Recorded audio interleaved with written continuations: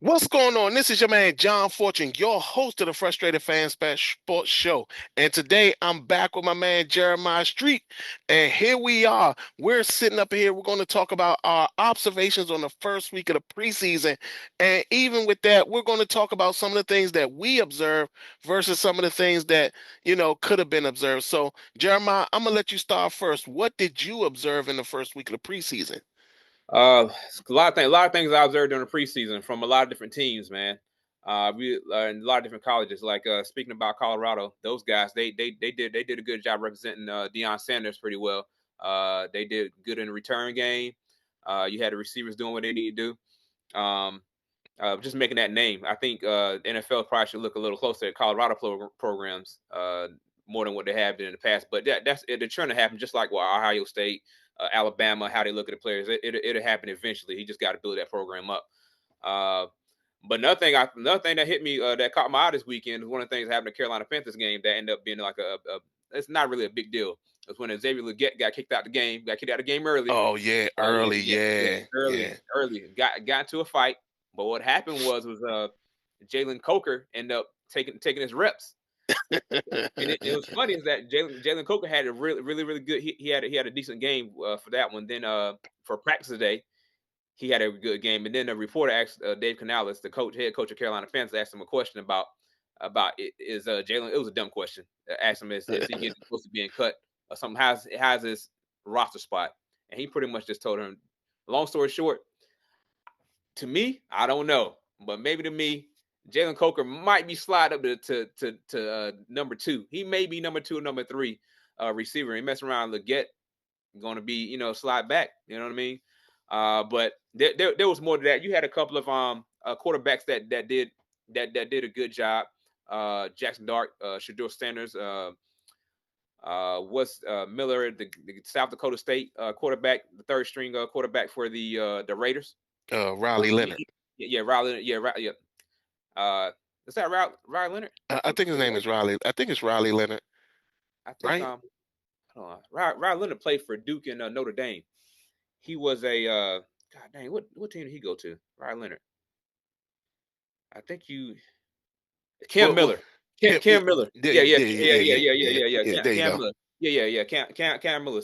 North Dakota. I had to think hard about that one. But Cam Miller did. He did pretty well in his reps. That's limited reps that he got. He had that one good touchdown pass. But he did what he needed to do to make sure he's going to be on a roster, other than getting dropped and cut and dropped to the practice squad. But he'll make it, especially with the new rules.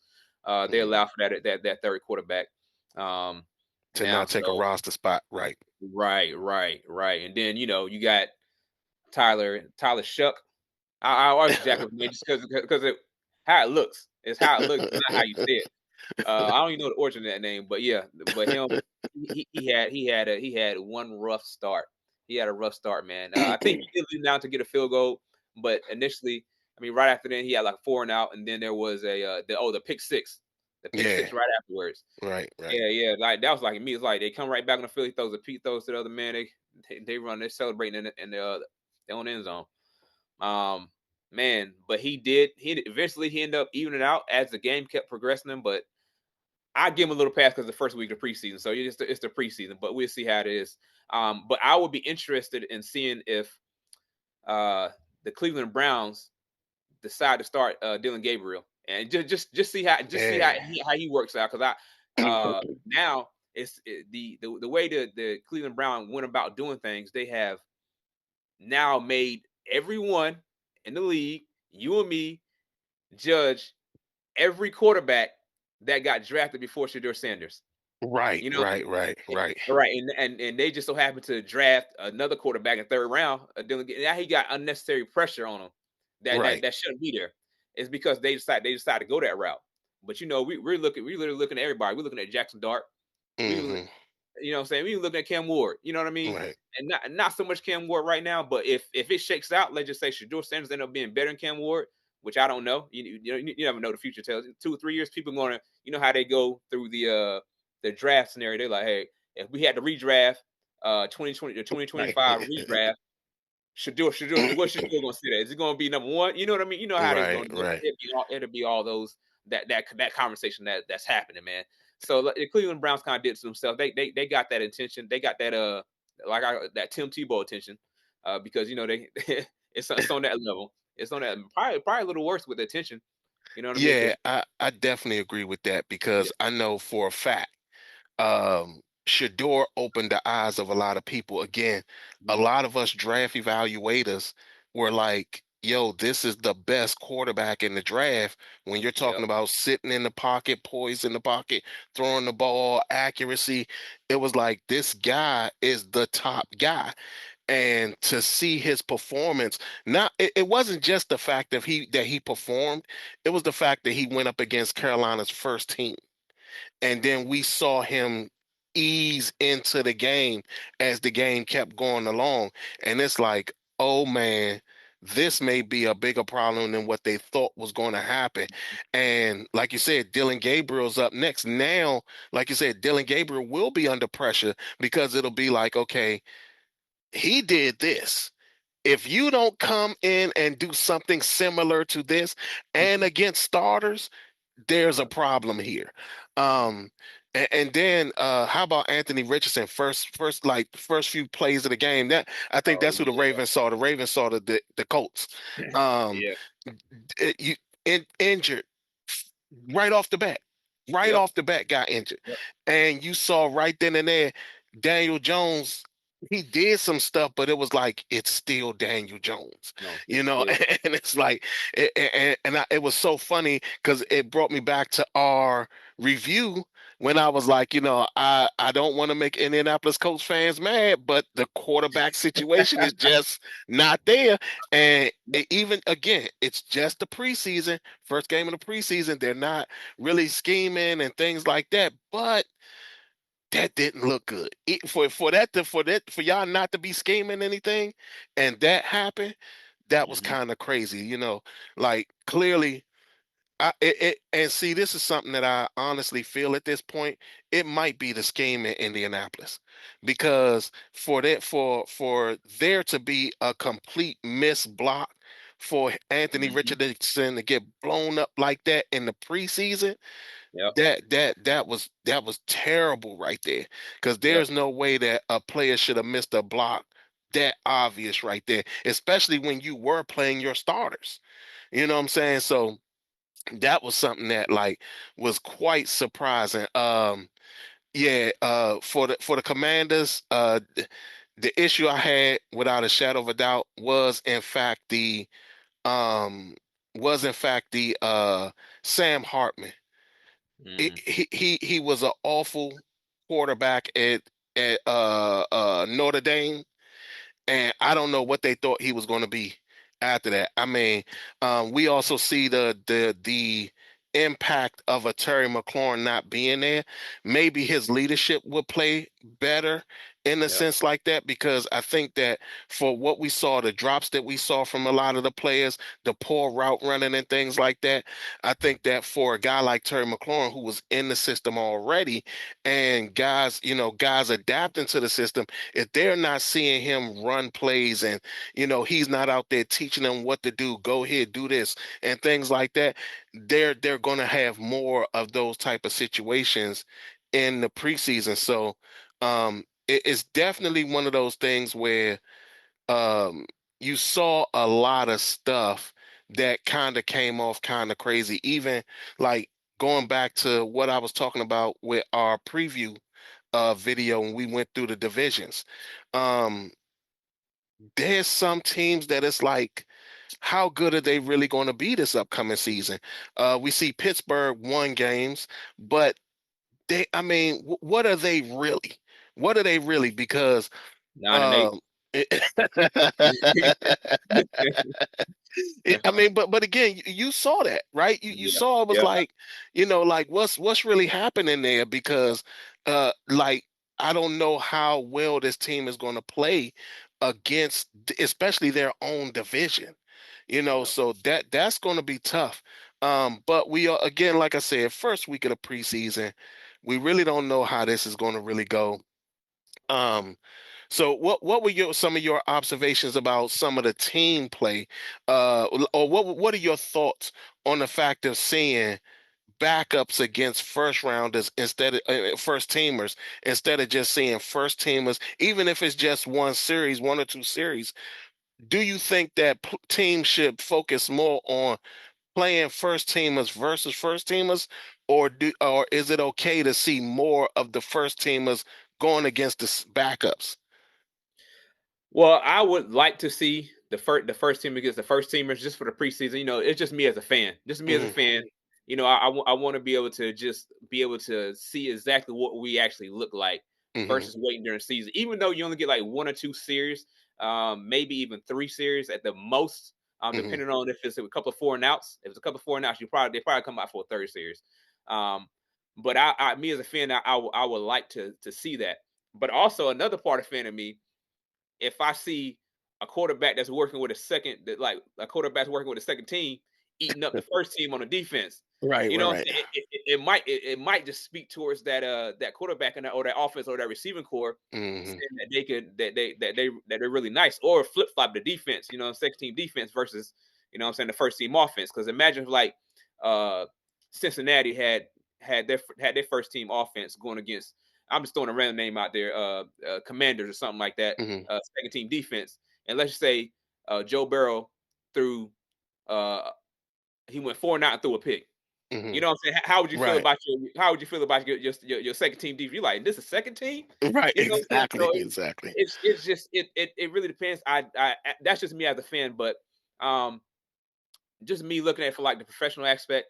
This coach they got, I'm not out there coaching with them, so I don't know what they see or Right.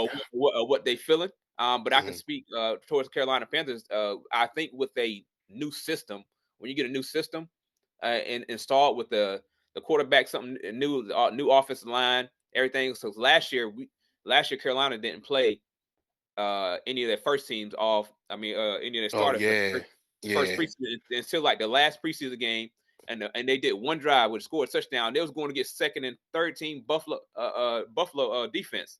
So we really didn't get a good look at what we was looking. You know what I mean? Right. Which is So it's probably why y'all started out the way that y'all did early in the season. start out rough. You Hmm. trying to you pretty much going out there with just practice. You know what I mean? So when I say practice, like just practice without playing against first team, first stringers.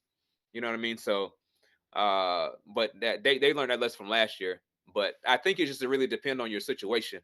You know what I'm saying? If you got experienced QB, if they already know each other, like the DBs and the linebackers, they know each other pretty well.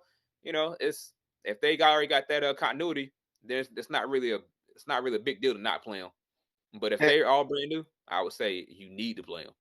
and that was one of the things that, um, like there were a lot of things that I felt that when it came to a lot of the playing that was going on. Again, like I said, it's the thing of like, oh, how good are your backups? Because if your second team can't do much against a team's first team, then what happens is that you're in a situation where it's like, well, how good are my backups at this point? You know, um, there were a lot of quarterbacks that, Mhm. what I will say, there were a lot of quarterbacks that were second stringers, third stringers, fourth stringers that were awful. And I'm Mhm. sitting here trying to understand, like, there's no way you can miss how terrible these guys are. And if you're not paying attention to that, how, like, are you are you selecting guys because you just like them and you just know their family, or they're somebody's kid that you knew, and or you felt that they were just a good person, not understanding that talent comes along with that. Mhm. Like, you can't just bring in a guy, and when it's time for him to play, what he's giving you on the field is something you could have gotten from another guy that was actually tougher or had a little bit more talent in that area. So I did see a lot of that. Back to the Carolina Cleveland game, it seemed that at some point in the game, Kevin Stefanski seemed like he was actually trying to call plays to see how Shador Sanders was taking to play calling actually being going into his ear and see how Mhm. complicated he could get it because there were a couple times where you saw Shador look understand what was going on, had to read his band on his Uh-huh. arm to kind of decipher what was going on. And I was like, wait a minute, is he actually calling like real plays right now? And you could tell that from my standpoint looking at it, you could tell that that's what was happening, that Kevin Stefanski was actually calling real plays. And yeah, we saw Shador actually do it. Jackson Dart, that was another one where he played well, but my concern with that is that did Brian Dable manufacture that the way he looked? Because there were a couple times where it was like, wait a minute, why does it seem like he's like coaching against the Buffalo Bills second team? Like he's like really trying to coach against them Mhm. and really telling people like Mhm. what's going on versus Yeah. what was really happening. Because when Russell Wilson was in the game, he seemed a little bit more relaxed. But when Jackson Dart came in the game, all of a sudden it was like, let me make sure that I'm in on this. And that worries me because years ago when we had Steve Spurrier, we saw him manufacture offense Yeah. in the preseason, and when the Mhm. regular season came around, next thing you know, everybody is like smoking us. Mhm. So so I mean I hope that's not what he was doing, but it just came off a little bit like he was possibly manufacturing offense or manufacturing the game to make it look like Jackson Dart was better than he was. Cam Ward only had one series in his game. He Mhm. went down, scored a touchdown, out the game, was done. Yeah. So clearly they must feel so comfortable with him that but when you think about what his competition was in Will Levis, there was Yeah. nothing for him to really be concerned about. And now Yeah. Will Levis is out for the season, so it's like it's nothing. He has no worries. So it's He's sitting like, real comfortable right now. yeah. So um, again, like I said, it's just week 1 of the preseason. Week 2 is probably where we'll see more real game action. Mhm. We might actually see starters possibly play maybe about 5 drives, 6 drives, maybe even the whole first half. We don't know because we know normally in most games, third game, well, in the past, the third game was the The ramp game. up game, Yep. but now I'm assuming that the second game will be the ramp up game, and then the third game will be all backups trying to make the team. Mhm. But yeah, I mean, I wasn't too impressed with all the teams, but I did feel that there was a lot of stuff that was going on that it's like, yeah, we might see this team go down. Yeah. Like I said, looking at the Colts preseason game, it was like my concern was there. You saw it. Mhm. You saw it in that game. The 49ers, I don't think they understand the type of predicament they're in. Like, I think that people feel that just because they have what they consider an easy schedule, not Mhm. understanding that when them games start up, those teams that want to prove a point that they're not as bad as they want to be or not as bad as people assume that they are, San Francisco might get a wake-up call. They Um, right. You know, they already got one injured running back. You know, all, Christian all, McCaffrey and Christian McCaffrey is injury prone. So and that's another thing too. Like, I mean, it's just like how do you risk those type of things? Like to me, I don't think the 49ers took a lot of stuff serious in this thing. We saw the Chargers lose their starting left tackle. yeah. So Oh now their starting yeah. right And the tackle season. has to flip to the left side. Look, So at least he got paid first. At least he yeah. got paid. Well, and you know what else was kind of strange about the Chargers game? Um we saw Trey Lance Mm-hmm. seem like he could be a capable quarterback. Yep. And already, I've said it before and I'll say it again.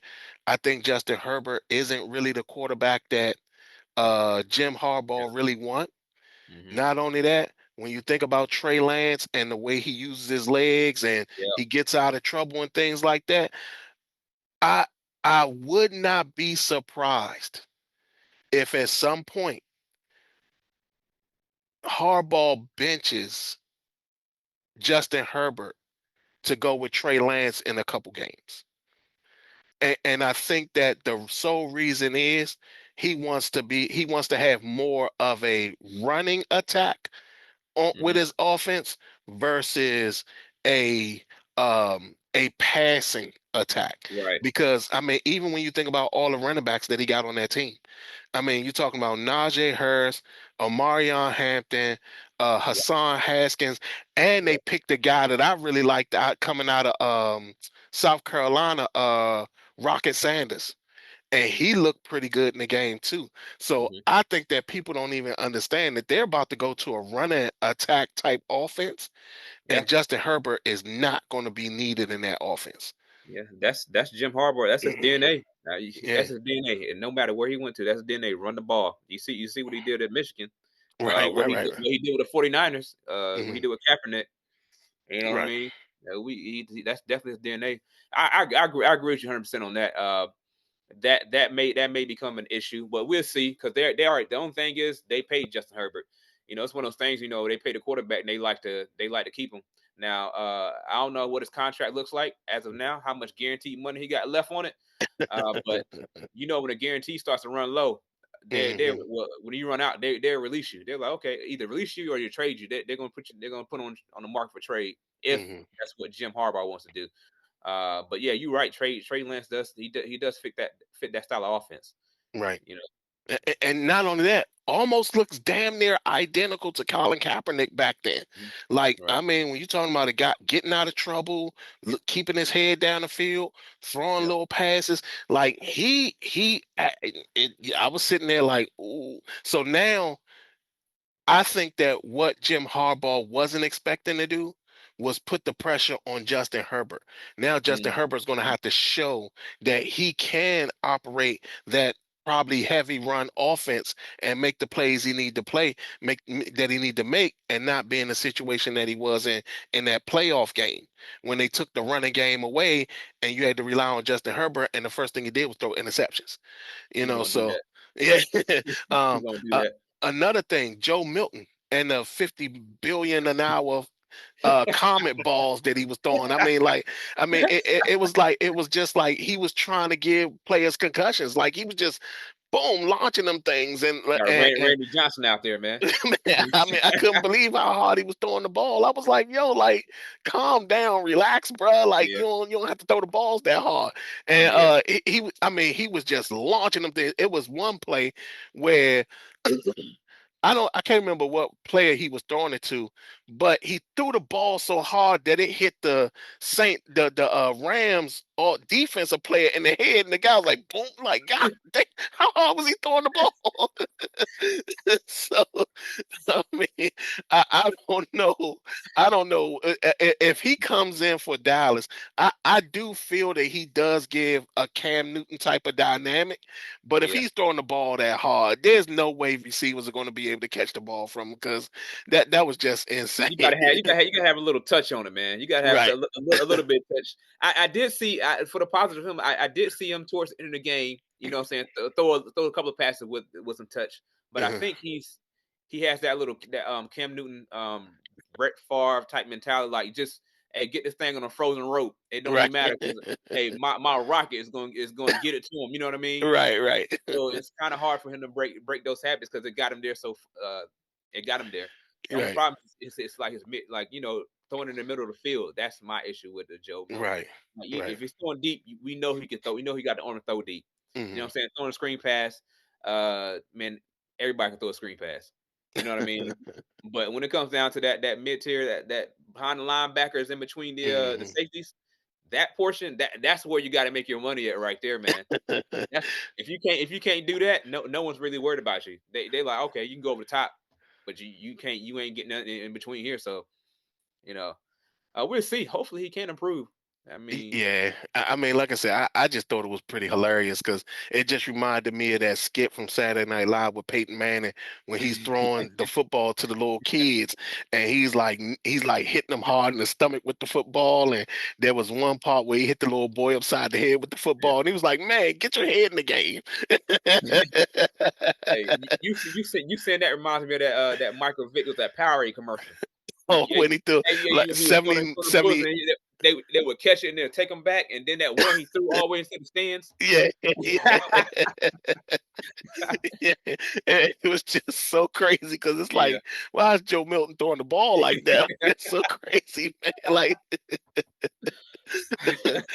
but yeah, I mean, but like I said again, first week, it was a lot of stuff to look at. I mean, there were a lot of ups and downs to some games. Like I uh-huh. said, as a Commanders fan, I really didn't like. Um, it scares me that our backups aren't as good.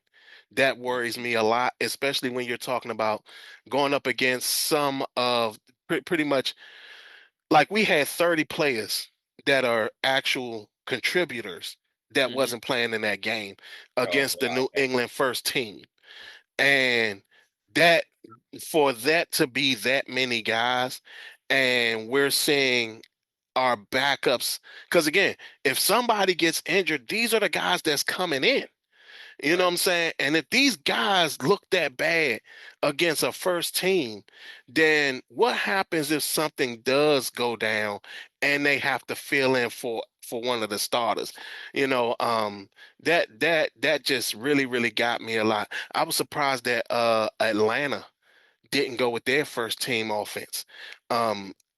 I told people, a lot of people think that I'm kidding around, but I think like because some people think that Michael Penix isn't going to be as good. I'm not one of those people. I think that Atlanta is trying their best to hide what their offense really is going to be in the regular season Yeah. because I think that they're going to rack up the points because when you talk about all they needed was a quarterback that can get the ball down the field and accurately to the guys without making a buttload of mistakes, that's Hmm. Michael Penix. You know what I'm saying? So Right. now you're in a situation where that Atlanta team offensively, I think it's more dangerous than people are giving it credit for. And like I said, I mean, if we were to see a team leapfrog the Tampa Bay Buccaneers, Atlanta is probably that team. Yeah. Yeah. They could be. They definitely could be. Man, Penix, he's nice. He can spin the ball, man. Pretty accurate quarterback. The only time he was inaccurate was during national championship when Hmm. he missed a couple of big throws. But everyone forgets that when he played against Texas, hey, he was on point with his Destroyed them. throws. And he Yeah. destroyed him. Like he wasn't missing nothing. And that's what you get. That's what you're getting with him, man. Hmm. And then he's still young. I think he's turning. Well, he's kind of young. He's still young. I mean, 25. yeah, he's He's just 25. 25, right? He's 25. It's just that he stayed in college like long enough to have a whole NFL career. Well, he Yeah, also got he got injured two yes, years he had some straight. injuries. Yeah, he had a lot of When injuries. he was Yeah, at Indiana, so he got yeah, injured 2 years straight. So yeah, one of those seasons that the extra season he got was due to the fact that that he got the injury. yeah, I think they call it the injury exemption. So yeah, yeah, yeah, yeah. I know a couple of players that got that, and especially with basketball, that COVID year right. that Well, allowed people to get that fifth year. exactly. That, Well, what? Okay, so let's talk about some of the stuff that we did.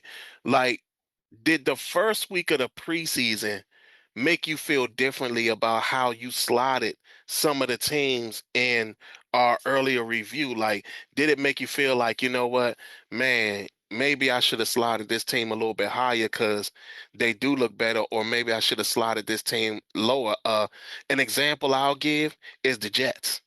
yep. I was surprised how good Justin Fields actually looked, even though he sat up there and he had that, even though he sat up there and basically had I think he only had like 2 drives in that game, but I was actually surprised at how good he looked. Yep. Well, it's for me preseason. I don't put that much stock into it. Like Hmm. I love doing the preseason because I can say, hey, we didn't look good here, they didn't look good there. Hey, Right. this is what they improved. X, Y, and Z, the whole shebang. But what I really start judging teams off of is how healthy they come out the preseason. Hmm. I'm saying training camp, preseason, and all that. Because the Eagles just lost the I think it was a left tackle. I can't Oh remember. yeah, But yeah, Lane Johnson. Was it Lane not Johnson? not, No, no, no, Dickerson. that's not left. Dickerson. I think it's the right. I think I can't remember. I know they lost. Yeah, Dickerson. Yeah, Yeah. he went to Pro Bowl 3 years in a row. Right. So I know they just lost. I don't know how long he's going to be out, but it's those type of things. You know what I mean? Hmm. So yeah, people can look good during the preseason, but they haven't really. You brought up earlier about the schemes and stuff. You know what I mean? Like Hmm. it's a lot of schemes that haven't been thrown at them. How those quarterbacks, how those offensive linemen, or how the defense is actually going to react to it, or how the defensive coordinator, because we don't like all these teams, new coaches. You got the Jets, they got a whole new staff up there. You know what I mean? The Lions essentially got new staff, except for the head Yeah. coach. Yeah. you, you know what I mean? And And not only that, they got a new staff, and the defense coordinator is a first year guy. oh man, see, all right. Now he on his own because he on his own. But you see what I'm saying? Because right now the preseason, those coaches they're not coaches with their sweating right now. Right now they're Right. not sweating. Once we get into those really where the games count, because Hmm. the NFL every game counts. Right. So you know what I mean? Right. Hey, that one call can Especially cost when you you. only got 17 of them. Right, that one call cost you your season. You know what I Right. mean? And you'll be looking at you'll be at week 17, like, man, if I'd have made that call in week 1, you know what I mean? Right. You know what I mean? So it's just one of those things. So when it comes down there, I don't put the stock into the team itself because we can't really get a good accurate picture of how they're going to be when the season actually starts. Hmm. Just because of those, most of those guys they flying around knowing, hey man, look, this ain't the game. If I have a bad game here, I ain't got to worry about it. But hey, listen, week 1 start, go out there have a bad game. Right. Hey, And it's a wrap. yeah, yep.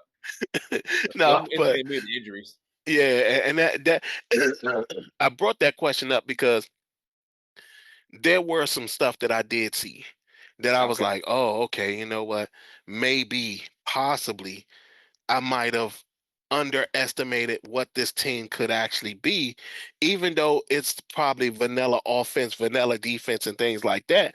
But it's like it's pretty impressive for a guy to go down the field, make a play, and then walk off. And that's what he did. You saw him right. make plays with his arm and his legs. So it was like, oh, well, maybe Justin Fields learned from last year, you know.